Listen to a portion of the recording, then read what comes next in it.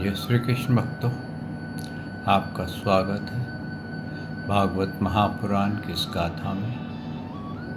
हम आज दशम स्कंद का 15वां अध्याय का पान करेंगे। वसुदेवं सुतं देवं कंसचारूरमर्दनं देवकी परमानंदं श्री कृष्ण वंदे जगद्गुरु। श्री कृष्ण शरणं गोपाल शरणं श्री कृष्ण शरणं गोपाल शरणं मेरे बांके बिहारी नंदलाल शरणं मेरे बांके बिहारी नंदलाल शरणं श्री कृष्ण शरणं गोपाल शरणं श्री कृष्ण शरणं गोपाल शरणं मेरे बांके बिहारी नंदलाल शरणं मेरे बांके बिहारी नंदलाल शरणं श्री कृष्ण शरणं गोपाल शरणं श्री कृष्ण शरणं गोपाल शरणं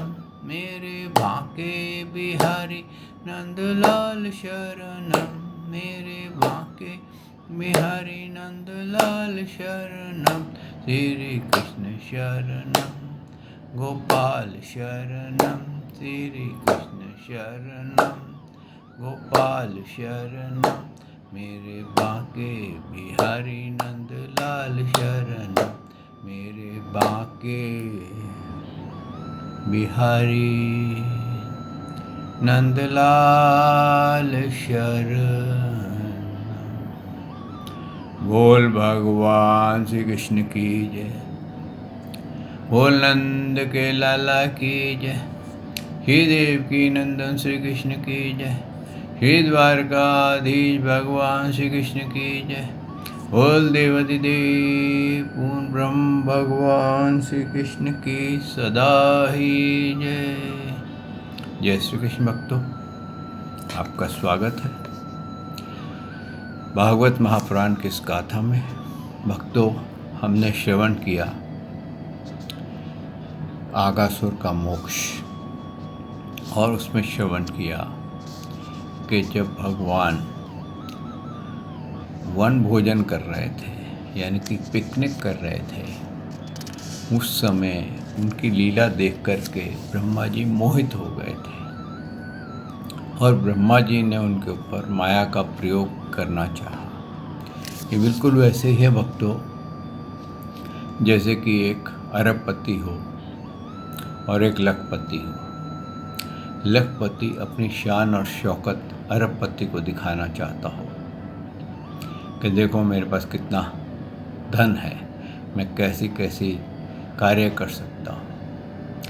होता क्या है कि उसने शान और शौकत तो दिखा दी, लेकिन वो उल्टी पड़ गई। ऐसे भक्तों, हमारे जीवन में भी अहंकार नाम का लखपति है, जो हमारे को एक अरबपति भगवान से दूर कर देता है। हम अपने अहंकार के कारण अपनी बुद्धि से भगवान को कसौटी पे कसते हैं और उन जगह की हम पूजा करने लगते हैं, उन जगह पर हम पहुंच जाते हैं जहां पर हमारी मनोकामनाएं पूर्ण होती हैं। और भक्तों, भगवान ने स्पष्ट किया है गीता के अंदर कि तुम जो भी जिस किसी से भी मांगते हो, चाहे वो देवी देवता है चाहे कोई भी है, उसके द्वारा दिया गया हुआ फल मेरे द्वारा ही निर्धारित होता है। यानी कि आपका मेन अकाउंट होल्डर जो है वो भगवान है, और भगवान आपके अकाउंट में अगर बैलेंस है तो उस देवी देवता के मार्फत दे देते हैं, उस स्थान के मुताबिक आपको दिया जाता है। नहीं है तो आप चक्कर काटते रह जाते हैं और कुछ नहीं होता, उल्टा और 84 में आप घिर जाते हैं। क्योंकि कई बार क्या होता है कि हमारे अंदर अहंकार से तृष्णा ऐसी बढ़ जाती है कि हम कोशिश करते हैं अब इसको पाके ही रहेंगे। अब आप देखिए शेयर मार्केट में कितने इंसान बर्बाद हुए हैं और कितने कमा के निकले हैं। आप कभी एवरेज देखिए, और जितने बर्बाद हुए हैं वो किस लिए हुए हैं? क्योंकि वो इस जिद में आ गए थे कि हम अपने लॉस को प्रॉफिट में पलट देंगे, और वो बाजी उनके हाथ से निकलती चली गई और हालात ये हो गए कि जो कैपिटल था वो भी ख़त्म हो गया। उल्टा कई लोगों ने कर्जा लेकर के उसको संभालने की कोशिश की और वो कर्जदार हो गए। भक्तों, ऐसे बहुत से आपको उदाहरण मिल जाएंगे कि जिसके अंदर महज इस अहंकार के कारण बहुत से मानव आत्महत्या कर लेते हैं, क्योंकि उनकी ख्वाहिशात पूरी नहीं होती। कई बड़े बड़े बहुत धन वाले लोग भी सुसाइड करते हैं। पीछे अखबार में खबर आई थी, मुंबई में वर्ली सी फेस में एक उद्योगपति ने छलांग लगा करके सुसाइड किया था, और उसका बैंक बैलेंस जो था वो 100 करोड़ से ऊपर था। अब बताइए, जिसका बैंक बैलेंस 100 करोड़ से ऊपर हो उसको भी डिप्रेशन आ सकता है। वक्तों, ये डिप्रेशन एक प्रकार की बीमारी है। बीमारी क्या है? हम अपने आप को स्वयं ही डिप्रेशन में डाल देते हैं, कभी भूत भविष्य के चिंतन से, उसके भयों से। जैसे आजकल महामारी चल रही है कोरोना, कई लोग भयभीत हैं, कई लोग निडर होकर के घूम रहे हैं। उनमें से किसी को अटैक हो जाता है तो रोते हैं, और कई लोग भयभीत हो रहे हैं कि मालूम नहीं कल क्या होगा। क्यों?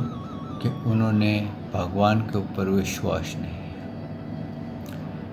उनको जो निडर होकर घूम रहे हैं, ये बिल्कुल वैसे ही है कि एक हाथी जो था वो मतवाला हो गया और वो लोगों को मारने लग गया। तो उसके ऊपर जो बैठा हुआ था महावत, वो आवाज़ दे रहा था कि ये हाथी निरंकुश हो गया है, कंट्रोल से बाहर चला गया, आगे से हट जाओ। एक व्यक्ति था, वो कहता मेरे साथ तो भगवान है, मेरा क्या बिगाड़ेगा ये, भगवान मुझे बचाएंगे। और वो आवाज़ दे रहा था, देते देते हाथी आया, उसने अपने उसके पैर के नीचे उसको कुचल दिया, उसकी मृत्यु हो गई। ऊपर भगवान से मुलाकात हुई, उसने कहा प्रभु मैं तो बहुत विश्वास करता था कि आप हर पल मेरे साथ हैं, मेरा बाल बाका नहीं बिगड़ सकता, तो ये मेरे साथ तो विश्वासघात हो गया। भगवान ने कहा तेरे साथ विश्वासघात नहीं हुआ। बोले कैसे? बोले भगवान तेरे साथ है। तूने बिल्कुल सही कहा, भगवान तेरे साथ है। भगवान ने तेरे को आगाह किया ना, कि कहाँ किया? बोले वो जो महावत था वो कह रहा था ना आगे से हट जाओ, तो तू क्यों नहीं हटा? तो वक्त तो हमारे साथ बिल्कुल वैसे ही होता है कि हम सोचते हैं हमारे को कुछ नहीं हो सकता क्योंकि भगवान हमारे साथ है। कई बार हमारे को ओवर कॉन्फिडेंस होता है, और उसका नतीजा क्या होता है? उसका नतीजा ये होता है कि हमारा दुर्गति हो जाती है। इसी प्रकार से भक्तों, ब्रह्मा जी ने जो माया की, उसका नतीजा क्या हुआ? की तो इसलिए कि मैं कुछ भगवान को दिखाऊं कि मैं भी कुछ शक्ति रखता, लेकिन वो भूल गए कि ये तो अरबों-पति के मालिक हैं और मैं तो एक लखपति हूँ। अब लखपति अरबों-पति वाले को अपनी माया का, अपने पैसे का रूप दिखाए तो उसका क्या हाल होगा। तो भक्तों, ऐसे ही ये जीवन है।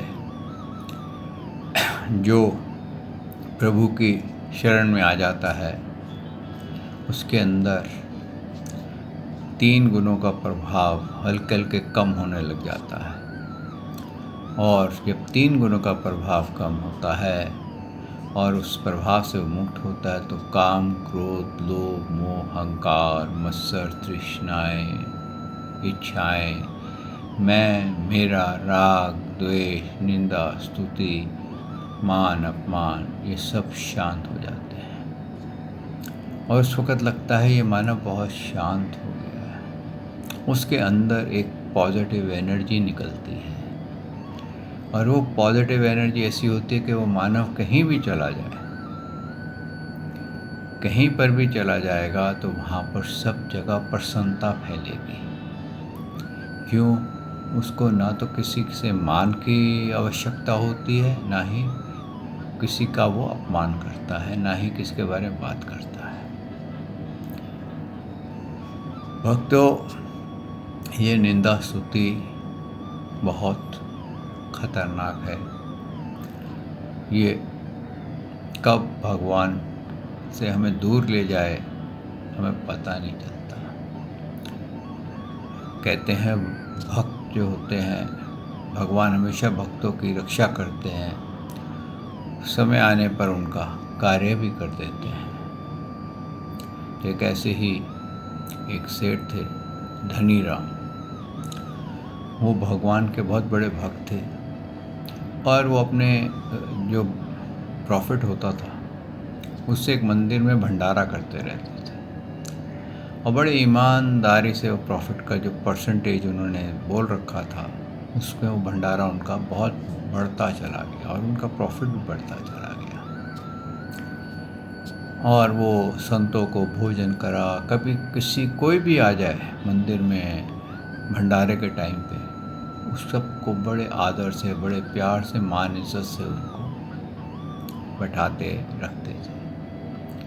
तो एक दिन एक बहुत ही गरीब सा आदमी आया, और उसके वस्त्र फटे हुए थे। उसने कहा कि मैं चाहता हूँ आप मुझे नौकर रख लें। नौकर रख लें? बोले हाँ, आप नौकर रख लें, मैं सब सेवा करूँगा, लेकिन मेरा एक अवगुण है। बोले क्या?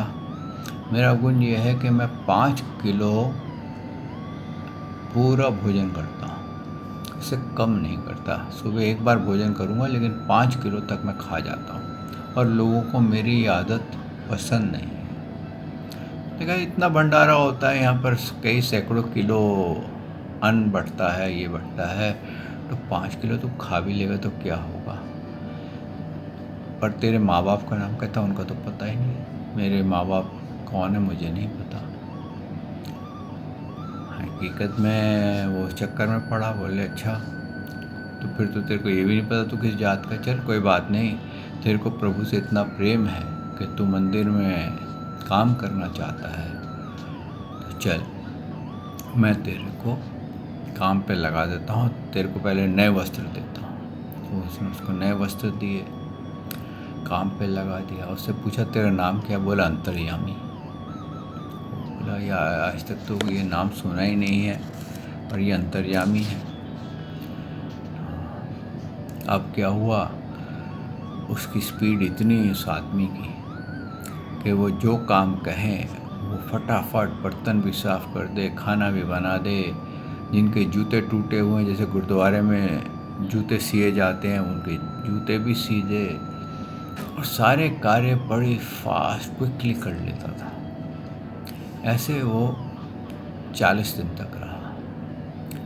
और एक दिन सेठ की जो पत्नी थी, वो अपनी सहेलियों से बातें कर रही थी। उसने कहा कि भाई तेरे को तो बहुत अच्छा नौकर मिल गया, अंतर्यामी, जो कहो कर देता है। कहती पर उसमें एक बुराई है। बोले क्या? बुराई ये है कि वो खाता बहुत है। उसने जैसे ही कहा खाता वो है, वो अंतर्यामी वहाँ से चला गया, क्योंकि उसकी शर्त ये थी कि मेरे खाता बहुत हूँ लेकिन मेरी कोई निंदा ना करे। तो सेठ जी बड़े ढूंढा ढूंढा, अंतर्यामी अंतर्यामी। अब इतना काम 50 आदमी से पूरा नहीं होता था। हार करके सेठ को लगा कि कुछ न कुछ गड़बड़ हुई है। सबसे पूछा, भाई किसी ने अंतर्यामी को कुछ कहा, कोई बात हुई, क्या हुआ? जब उसने अपनी सेठानी से पूछा, बोले हाँ, आज मैंने अपनी सहेली को बोला था कि ये खाता बहुत है। उसने कहा उसकी तुमने शर्त तोड़ दी। उसने यही कहा था कि मेरी जो जब निंदा कोई करेगा तो मैं यहाँ से चला जाऊँगा, क्योंकि मैं निंदा नहीं सह सकता। तो सेठ बहुत अंतर्यामी अंतर्यामी करता हुआ उसके चिंतन में बहुत देर तक बैठा रहा। हार करके ये हालत हो गई कि सेठ को इतना दुख हुआ कि उससे भोजन नहीं किया गया। ऐसे 4-5 दिन निकल गए तो भगवान ने उसको सपने में कहा कि मैं अंतर्यामी मैं ही था, मैंने ही सारे कार्य तेरे किए थे, लेकिन तेरे को शर्त लगाई थी तेरे कि भाई कोई निंदा नहीं करेगा। क्यों? जहाँ निंदा होती है वहाँ मैं नहीं रहता। तो उसको और भी दुख हुआ कि मैंने भगवान से बर्तन मंजवाए, मैंने भगवान से जूते गठवाए। तो भगवान ने उसने बहुत क्षमा मांगी। कहने का तात्पर्य यह है भक्तों कि हमें पता नहीं चलता, हम भूत भविष्य के भय से, मोह से, परिवारवाद में, किसी अननोन फियर के कारण, कभी काम क्रोध लोभ के कारण, कभी इन्फीरियरिटी कॉम्प्लेक्स के कारण, कभी वहमों के कारण हम कब किसकी क्या निंदा कर दें हमें पता नहीं चलता। और वो निंदा कब किस व्यक्ति की हो जाए पता नहीं चलता, क्योंकि निंदा एक ऐसी वस्तु है जिससे कि बड़े से बड़ा रिश्ता भी टूट जाता है। कहते हैं जैसे जड़ के अंदर आप तेल डाल दो या तेजाब डाल दो तो पेड़, बड़े से बड़ा पेड़ भी होगा, वो नष्ट हो जाएगा। निंदा वो चीज़ है। तो भक्तों, कहने का तात्पर्य ये है कि निंदा से और अहंकार से जितना हो सके बच जाएं, ताकि हम इस अहंकार और निंदा के नेगेटिव एनर्जी के काबू ना आए। आइए भक्तों, यहाँ भागवत महापुराण को आरंभ करते हैं। सच्चिदानंद रूपाय विश्वोत्पत्ते आदि हेतवे तापत्रय विनाशाय श्री कृष्णाय वयं नमो नमः। श्री कृष्णाय वयं नमो नमः। श्री कृष्णाय वयं नमो नमः। श्री कृष्णाय वयं नमो नमः। बोल भगवान श्री कृष्ण महाराज की जय। अथ पंचदशो अध्याय धेनुकासुर का उद्धार और ग्वार बालों को कालिया नाग के विष से बचाना। भक्तों, सुखदेव जी कहते हैं, परीक्षित, अब बलराम और श्री कृष्ण पौंगड़ अवस्था में अर्थात 6ठे वर्ष में प्रवेश किया था। अब उन्हें गौएं चराने की स्वीकृति मिल गई थी। वे अपने सखा ग्वाल बालों के साथ गौएं चराते हुए वृंदावन में जाते और अपने चरणों से वृंदावन को अत्यंत पावन करते। क्या है, भगवान धरती को भी पवित्र करते थे। उन्होंने चप्पल नहीं पहनी, उन्होंने कभी खड़ाऊ नहीं पहनी थी, नंगे पांव घूमते थे, क्योंकि अपने चरणों का स्पर्श दे करके उन्होंने धरती को पवित्र कर दिया था।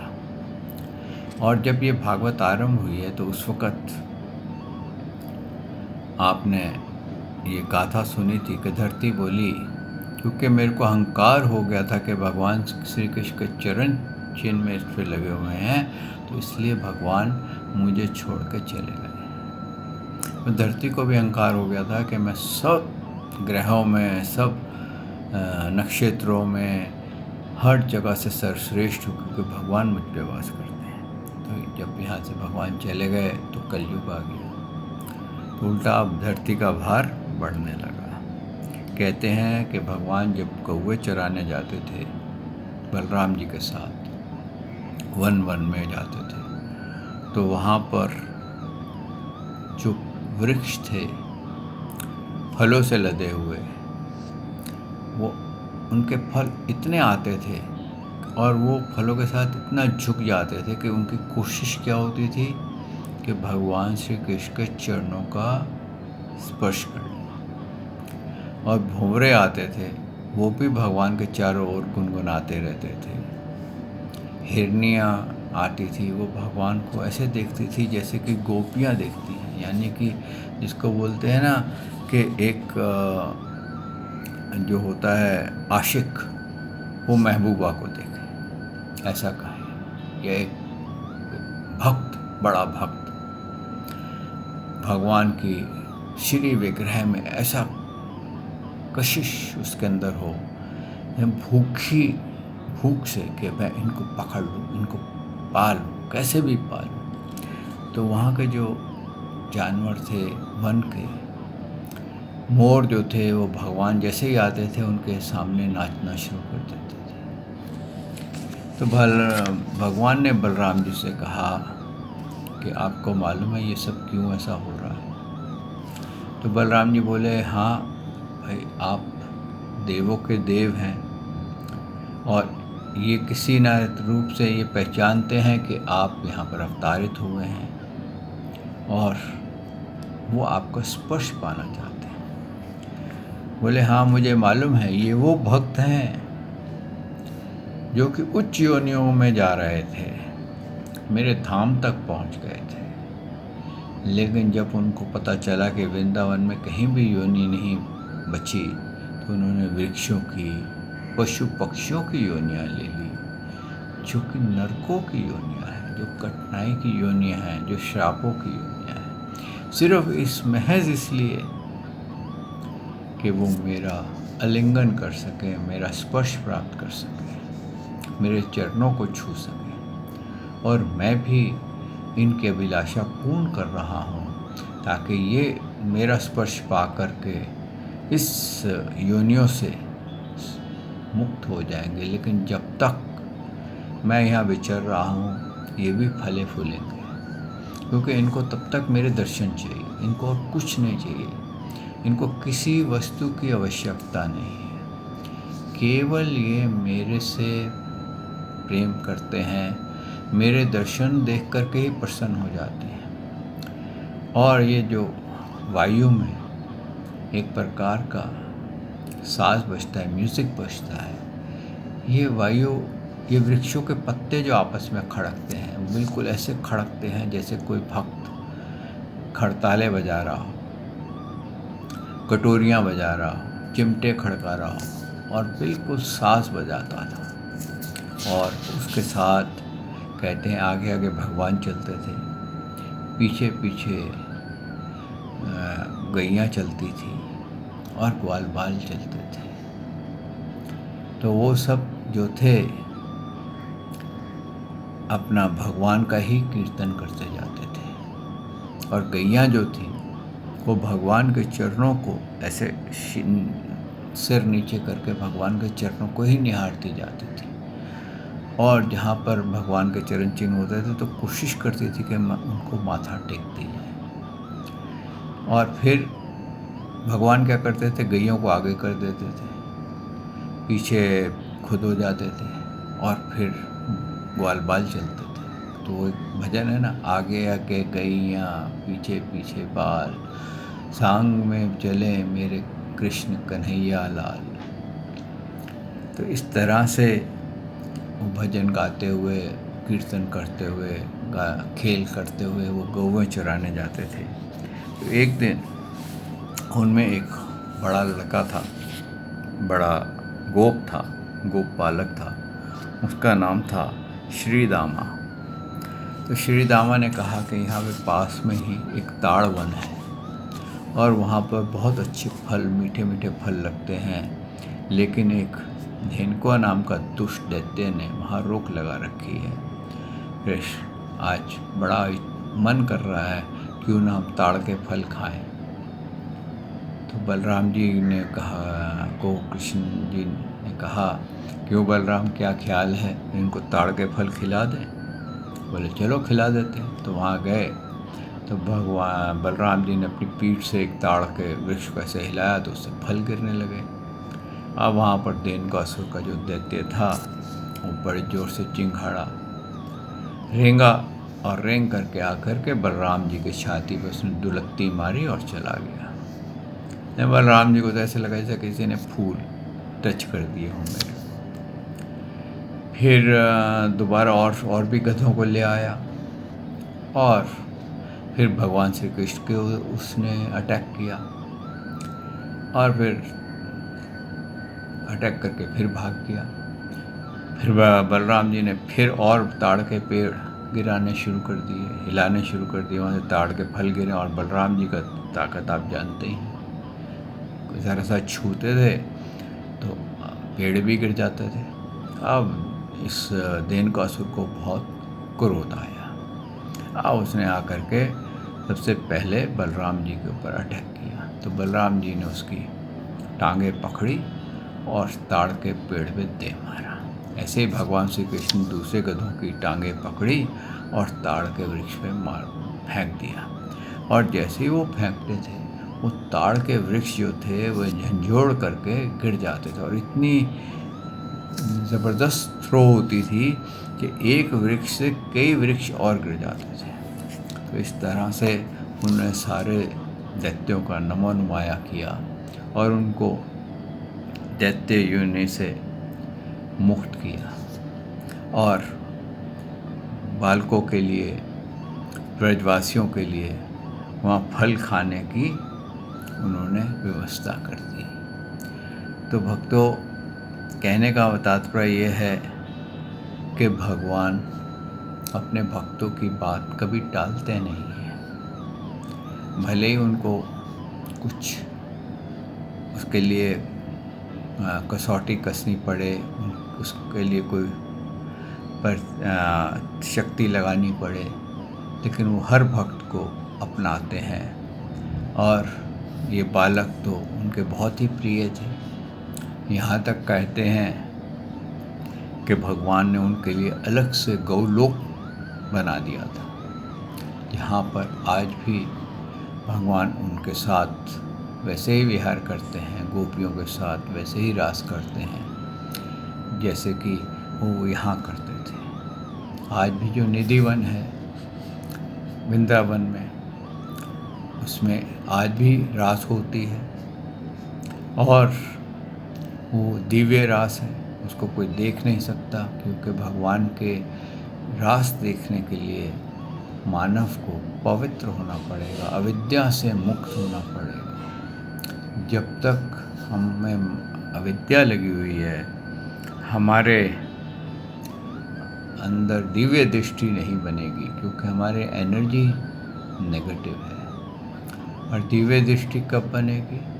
जब हमारे अंदर भगवान के लिए निष्काम भक्ति आरंभ हो जाएगी। हम प्रभु का चिंतन निष्काम करेंगे, उनकी लीलाओं का चिंतन निष्काम भाव से करेंगे, तो हमारे अंदर भक्तों एक दिव्य दृष्टि उत्पन्न होगी। जैसे कि आपने ध्रुव के बारे में जाना कि ध्रुव ने पहले क्या देखा कि पहले उसने देखा कि उसके हृदय में भगवान के दर्शन होने लग गए। फिर उन्होंने सांस